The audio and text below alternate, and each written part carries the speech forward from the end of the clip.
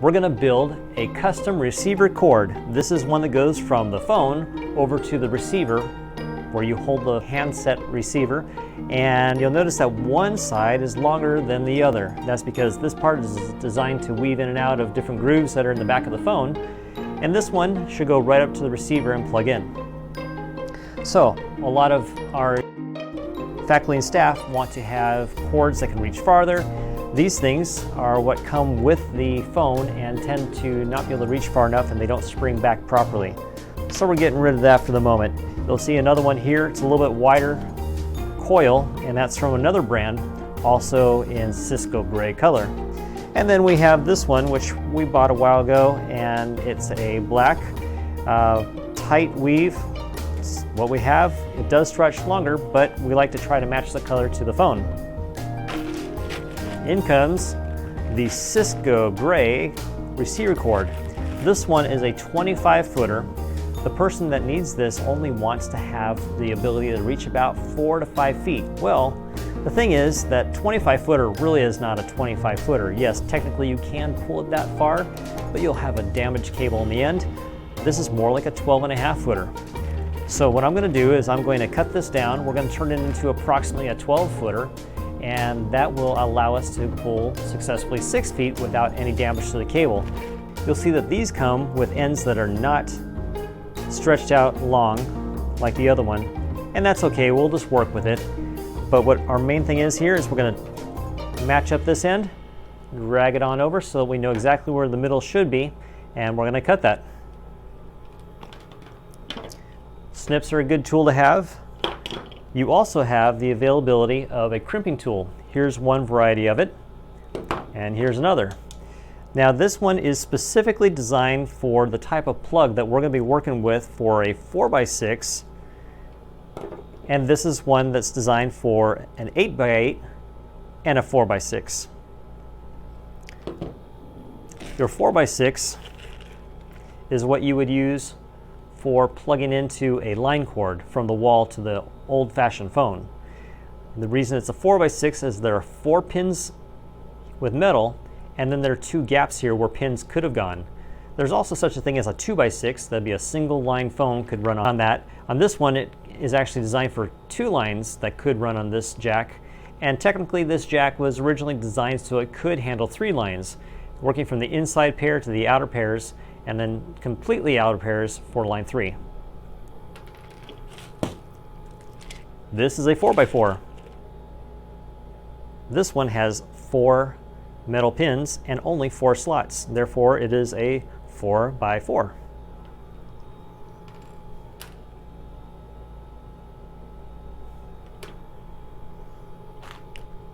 Let's take a look at an 8x8. 8 pins available of metal in 8 slots.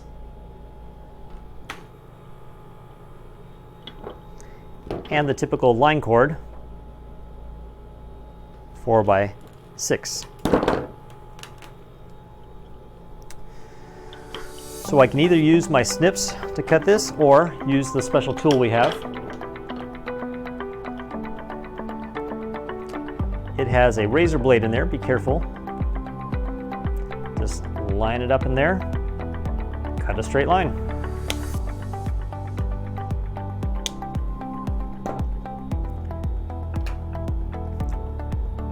So I'm going to try to bend against the previous bend that was formed for that coil. You notice it tries to twist on itself. In the process, when I pulled it back like that, the wires inside actually pulled back a bit. So I'm going to cut it one more time here. Give it a nice clean cut. It needs to be straight, not diagonal at all. I'm happy with that one. Now in this tool, you'll see that there's a set of razor blades, and on the other side there's a stopper.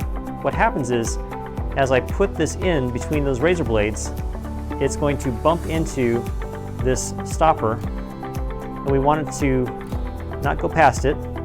It's a little bit hard with a coiled cable. It's going to bump right into it. We're going to close this. Now the razor blade is digging into the insulation, but hopefully not the wires inside. I'm going to pull it, and that'll allow it to pull the insulation a bit. It cut a bit. Again, like I said, we're hoping not to break into the wires at all, and it looks like that's safe. Now I have this piece that didn't quite tear off. I can either rip it off with my fingers or cut it with my snips if necessary, and it's good. So now if I hold this straight, you'll notice that the wires really are fighting to go back into their wrapped position again. And you can see it starts going off at a diagonal angle. So I might have to work on that a bit when I'm working on this next step to make sure we don't have a problem. I'm going to take my 4x4 and I'm going to feed this in. Now, I need to take note of how the original end was set up. And it looks like where the clip is where I would say the rough side of this cable is. There's a little seam that's probably not perceivable on the camera. This side is rounded. So I know that the flat side of this cable, the rough end, is toward my fingers, and my thumb has the rounded side. So I'm going to make it go this way so the clip will be on the same side of the cable as the other one. So in the end, they should both be, look, oh, I'm using a 4x6. Oh my goodness, that's the wrong one. 4x4. So what I'm going to do is match that up so that this 4x4 is facing the same direction. I'm going to slide it on carefully.